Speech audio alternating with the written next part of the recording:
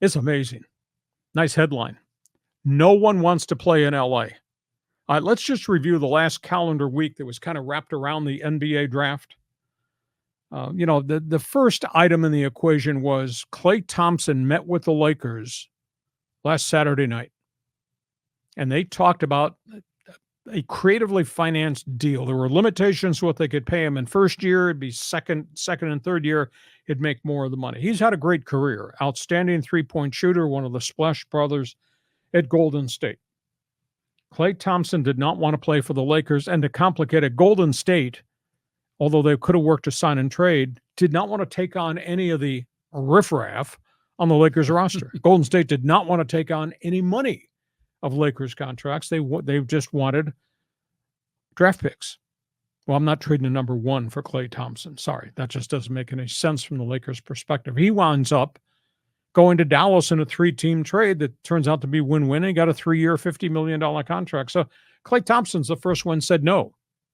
And, of course, they had talked extensively the second half of the season around the NBA trade deadline to Atlanta for DeJounte Murray. And that thing stalled because the Lakers did not want to part with 2 number 1 draft picks to get Murray out of Atlanta. Well, then Murray winds up going to New Orleans in a 3-team deal that involved multiples of draft picks and salary, etc. So that's the second guy. Then everybody was of the opinion DeMar DeRozan from the Chicago Bulls, who at age 34 has found the fountain of youth, and he played really well on a bad Bulls team. He becomes available. And all this conversation about DeMar DeRozan and would use some of the money LeBron James gave back, make this deal come. He'd be a veteran backcourt force. He goes to Sacramento. Sacramento Kings outbid the Lakers to get DeMar DeRozan. Chris Paul had an opportunity to come here in some type of sign and trade with Golden State. Then he got released by Golden State. Chris Paul doesn't come to the Lakers either. He winds up going to San Antonio. And then to aggravate it all, one of the more productive guys off the bench, Taurean Prince, leaves. He goes to the Detroit Pistons, the last place Detroit Pistons. He'd rather play for a 16-48 Detroit Piston team than play with LeBron and AD and still be part of the rotation with the Lakers. They can't get anybody who wants to come and play here. I mean, to me, that's a stunning offseason story beyond the hiring of J.J. Redick, beyond the drafting of LeBron's kid in the second round and giving him the guaranteed contract, etc. Just stunning. By the way, speaking of the draft picks, I know you like ESPN. All right, I'm not going to bag on you for that, but I'm going to bag on them. So Bronny makes his debut in the NBA Summer League. They play up in the Bay Area. It's called the San Francisco, California Classic. So he plays the first game against Sacramento, and the Lakers rookies get killed by the Kings rookies. And Bronny goes 2 for 9 in 22 minutes. 2 for 9. And just overwhelmed. I mean, just couldn't handle the speed. And then you realize, dude is 6'1". He's not 6'4". He's 6'1". Physically, he just kind of looked diminished against other NBA talents. And then he's supposed to play the second game against Golden State, and he can't play because he's got swelling in his knee. So your favorite network, I was at the airport yesterday, right? Yesterday morning. And I knew Bronny had gone 2 for 9 in the first Summer League game, and he didn't play well. ESPN, your network, sat there and spent 3+ minutes on Bronny. That's all the video was, not about anybody else. And then they had their NBA insiders at the table. They spent another 3 minutes analyzing the 2 baskets he made. You got to be kidding me. I mean, no conversation about the first-round draft pick, Dalton Connect, and no conversation, no coverage of the Sacramento player, a rookie who scored 32 points and had 11 rebounds, did not even mention his name. So your network is all about clicks. That's it. Man, no credibility there.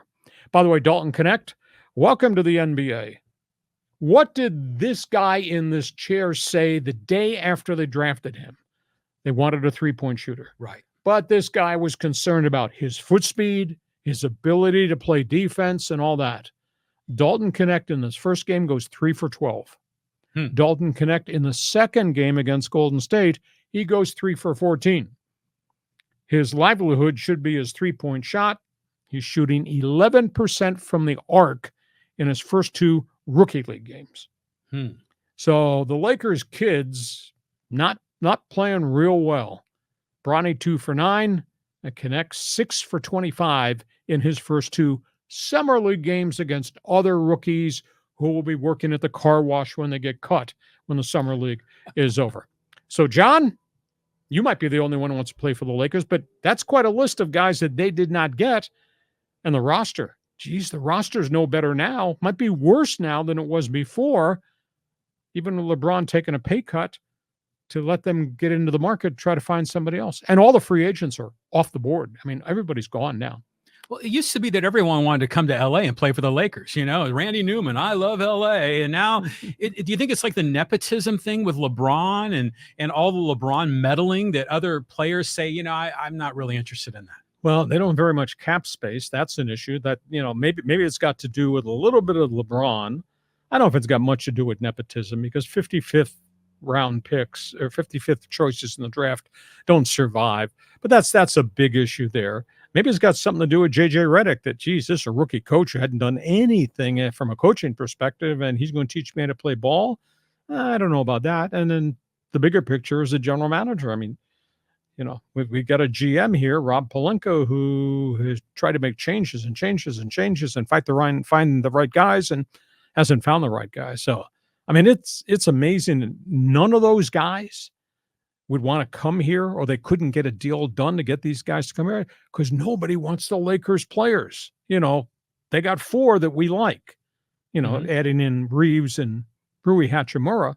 And after that, what do you want these guys for?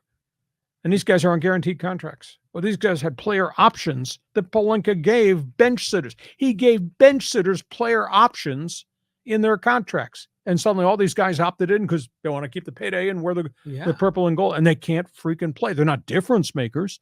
Some of those guys would have been difference makers.